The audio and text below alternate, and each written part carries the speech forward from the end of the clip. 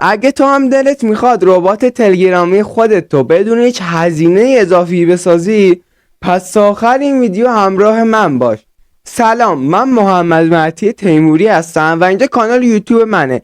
امروز اومدیم با یه آموزش جدید. تو این آموزش قصد دارم بهتون یاد بدم که چطوری میتونید با یه ربات ساز تلگرام و رایگان ربات تلگرامی خودتون رو بسازید یا پنل ممبر و یه چیزا رو درست کنید واسه خودتون. اگه تو هم دارید میخواین آموزش رو به صورت رایگان ببینی، پس تا آخر این ویدیو همراه من باش.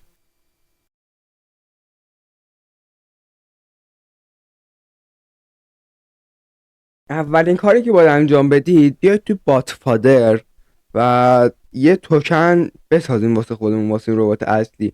واسه اینکه ربات بتونیم بسازیم بدون کد نویسی، باید این ربات پیام رسان استفاده کنیم. مثلا یه دونه از ربات پیام رسان که سرچ کنیم تو قسمت سرچ تلگرام میاره. من به عنوان مثال ساخت ربات رو میزنم و میگه که یک توکن به من بده. اول اصلا وقتی وارد باتفادر میشیم یه استارت میکنیم. از همه اول گزینه نیو بات رو میزنیم. من خط کشیدم، اینو میزنیم. بعدش میگه اسم واسه ربات هم بده، رباتی که میخوای بسازیم. من حالا مثلا یه چند تا حروف میزنم همینجوری و میگه حالا آیدی که واسه ربات میخوای انتخاب کنی و واسه من بفرست تا بتونم رباتت رو ایجاد کنم. من یه آیدی میزنم اینجا. اشتباه شد، حتما یادتون باشه که یه این خطا بذارید و باتو بنویسید جلوش که بتونی توکن تو بدید. حالا خیلی سوال واسهشون پیش میاد که این توکن ما اصلا کجاست، کجا قرار داره.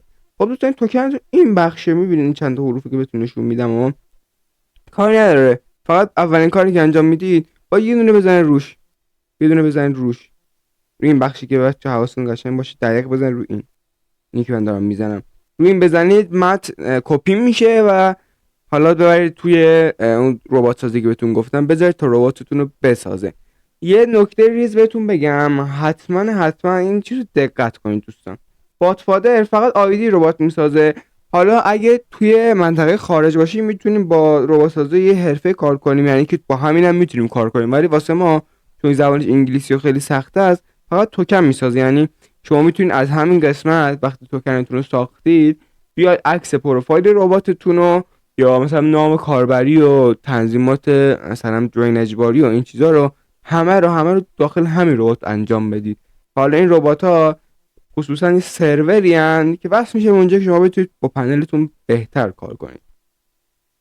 حالا من برم انجام بدم این ربات. اما میریم داخل این پیام رسانه، میگه توکن ربات مورد نظر رو ارسال کنید یا میتونید پیام حاوی توکن رو از باتفادر فوروارد کنید. میگه که مثلا این توکنه دیگه، خب حاوی توکن این داخلش توکنش رو بزنیم و داخل باتفادر بذاریم. حالا ما که میگیم نمیخوایم این کارو انجام بدیم، خودمون میخوایم دستی وارد کنیم. اول اصلا میرید اینجا وارد میکنید. حواستون باشه اینو من کپی کردم وارد اینجا میکنم و واسه این رباتی که ربات پیام رسان هست میفرستم. یه چند ثانیه طول میکشه تا ایجاد کنه رباتو. تو همین چند ثانیه شما کانال من رو حتما سابسکرایب کنید یادتون نره. خب ربات ما رو ایجاد کرد، میتونیم الان وارد رباتمون بشین. و اینا میگم که عکس پروفایل و این چیزا رو همه رو میتونید از باتفادر درست کنید و اینجاش کار نمیتونید انجام بدید. اینجا فقط یه پنل مدیریته، مثلا پیام‌های همگانیان وارد میشن. خب دو تا بخش آورد پروفایل، پنل مدیریت. من پنل مدیریت رو میزنم، میرم داخل پنلم، میبینید که یه سری امکاناتی دارم. مثال مدیریت دکمه. با این گزینه میتونم دکمه ها رو جابجا کنم یا اصلا دکمه اضاف کنم. میبینید این با این میتونم دکمه ها رو اضاف کنم. این پاسخ سریعه در حد خودش که هیچ پولی شما نمیدید. میتونه بهترین ربات ساز خوب باشه. حالا مخصوصا اینکه حالا رباتتون خیلی به نظرم خوبه. بخش خاموش کردن ربات داره، تنظیم چنل هم داره ولی خب تنظیم نمیکنه متاسفانه، نمیدونم چرا. قفل ربات داره که قفل میکنید. ریست کردن داره، میتونید اینجا ادمین اضافه کنید. اضافه کردن ادمین در این گزینه میتونید آیدی عددی اون کسی که میخوایم ادمین بشه رو بزنید و اینجا ادمین ربات بشه به همین سادگی. خب دوستان اینم از ویدیوی امروزمون. اینم به درخواست شما تو این اینستاگرام من درست کردم و گذاشتم رو کانال یوتیوب. حتما آدرس اینستاگرام منو که این بالا میذارم و حتما دنبال کن. اینو یادت نره که من میتونم کمکت کنم تا در حوزه اپلیکیشن های موبایل فعال باشی. دوستتون دارم. خدا نگهدارتون.